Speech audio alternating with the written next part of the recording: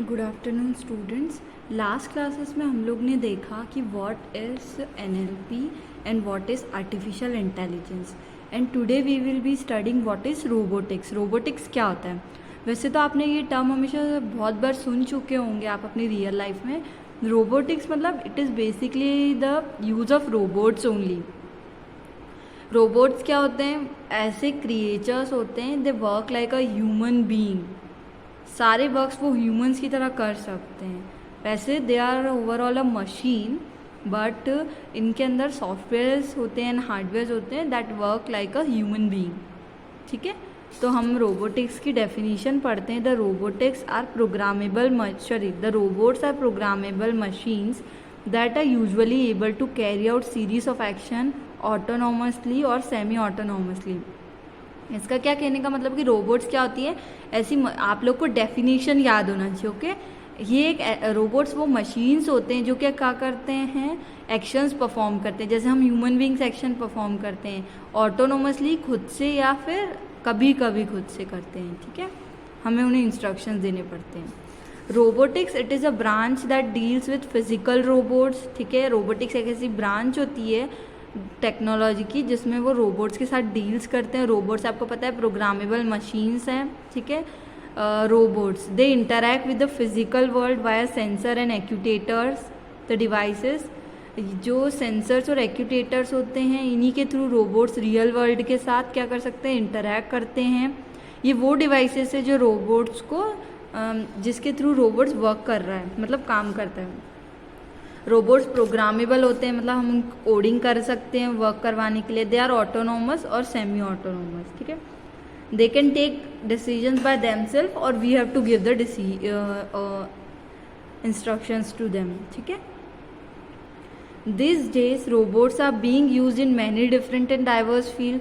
बहुत सारी फील्ड्स में आजकल रोबोट्स का यूज़ हो रहा है। That is एरोस्कोप। एरोस्कोप मतलब ये होता है कि people are going to mask related to planet, मतलब ये उन सब चीज़ों के लिए रोबोनॉट्स यूज़ कर रहे हैं हम। फिर हाउस होल्ड में भी यूज़ करते हैं, क्लीनिंग रोबोट्स आते हैं। डिज़ास्टर्स जैसे पता करते हैं वो कि कब इस जगह पे फ्लड आ सकती है या डिज़ास्टर आ सकता है। हम ड्रोन्स के फॉर्म में भी रोबोट्स को यूज़ करते हैं। Then humanoids, they are the AI based human, वो बिल्कुल ह्यूमन बींग्स की तरह एक्ट करते हैं। ठीक है, so this are the various examples of robots, है ना। नेक्स्ट टॉपिक हमारा है बिग डेटा। स्टार्टिंग चैप्टर्स में मैं आपको बता चुकी थी कि बिग डेटा टर्म हमारे लाइफ में क्यों आई। जैसे आप लोग को पता है, फॉर एग्जांपल आप लोग फेसबुक यूज़ करते हैं, तो आज से 5 साल पहले भी अगर आपने कोई पोस्ट अपलोड करी है तो आज भी अगर आप उसको खोल के देखोगे तो वो पोस्ट डिलीट नहीं हुई है, वैसी की वैसी है। मतलब कि 5 साल से आप कंटिन्यूसली फेसबुक को यूज़ कर रहे हो, तो सोचो आप कितना नंबर ऑफ डेटा रोज यूज़ कर रहे हो। ठीक है, उतना आपने डेटा अपलोड कर दिया तो सर्वर कितना डेटा सेव करेगा। आप तो सिंगल पर्सन हो, ऐसे thousands millions of peoples data भेज रहे हैं, तो इट्स नॉट मैनेजेबल। मतलब बहुत डिफिकल्ट है इतने डेटा को मैनेज करना, इसीलिए डेटा इतना बिग होता रहा। Tons of data daily release हो रहा है। ठीक है, तो अब ये कंसेप्ट आया बिग डेटा। बिग डेटा के अंदर क्या करना है कि हमें इसको मैनेज करना है डेटा को, और हम उसी डेटा को सर्वर पे सेव करें जो यूज़फुल है। अनयूज़फुल डेटा को हमें नहीं रखना है। तो बिग डेटा की डेफिनेशन देख लेते हैं। Big data, the big data is a term use to describe extremely large data sets that traditional database application can't deal with. ठीक है, जो पहले जो डेटाबेसेस हम यूज़ करते थे, दैट इज़ DBMS, इन सब चीज़ों को मैनेज करने में इतना सक्सेसफुल साबित नहीं हुआ है, इसीलिए हमने बिग डेटा का कंसेप्ट लेके आए हैं। The big data is a term use to describe extremely large data sets, है ना। नेक्स्ट आगे बढ़ते हैं। ये देखिए इतना ज़्यादा इंटरनेट मिनट हो रहा है। ठीक है, इतनी ज़्यादा यूसेजेस बढ़ती जा रही है डेटा की।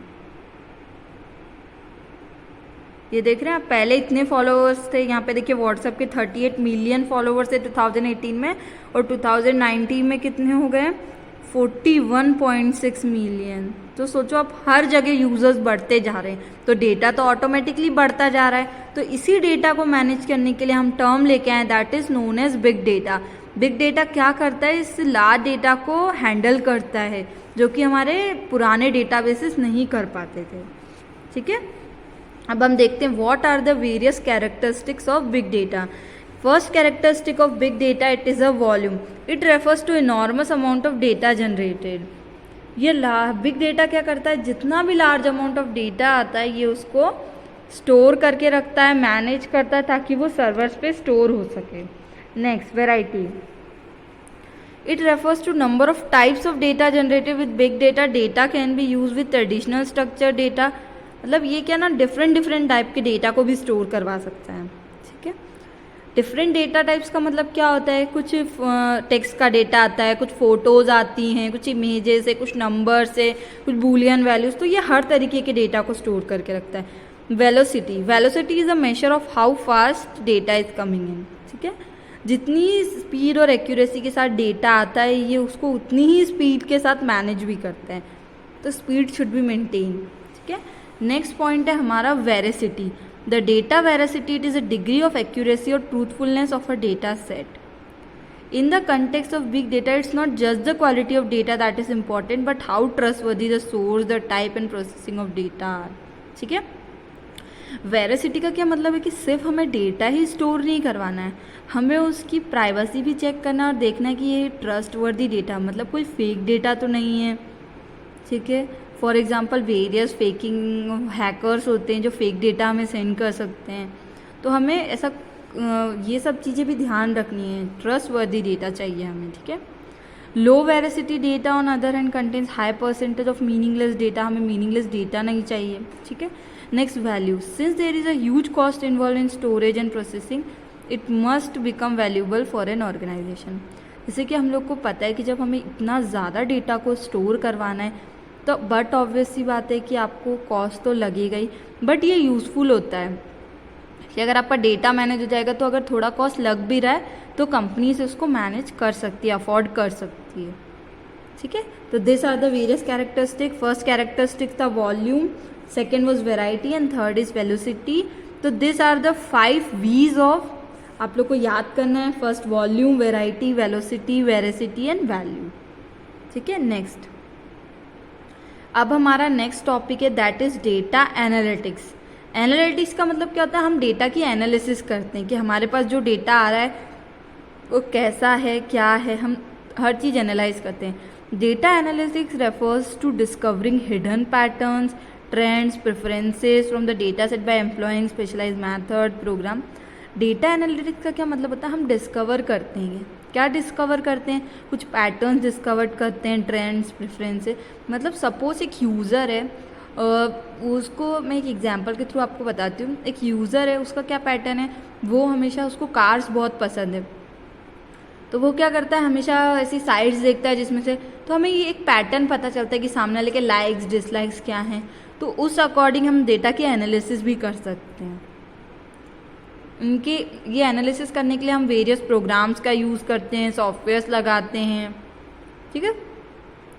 Data analytics application provide means of analysing those data sets and drawing conclusion to help organisation make the inform business decision. अब आपको पता चल गया कि ये सामने वाला जो पर्सन है, जैसे मैंने आपको एग्जांपल दिया कि कार्स में इंटरेस्टेड है, तो कंपनीज को भी पता चल गया, तो वो क्या करेंगी, बार बार उसको ऐसे एडवर्टाइजमेंट्स देंगी, ब्लॉग्स देंगी कि वो अट्रैक्ट हो और वो कार्स खरीदे। तो that is also useful in business, marketing में भी यूज़फुल है। तो एनालिसिस करने के बाद, पैटर्न फाइंड आउट करने के बाद हम कस्टमर्स भी मेक कर सकते हैं, कस्टमर्स की डिमांड भी वो कर सकते हैं। So it's very useful for the business purpose, ठीक है। I hope you understood what is data analytics. Next class में हम पढ़ेंगे that is IoT, internet of things, and this is all for the day.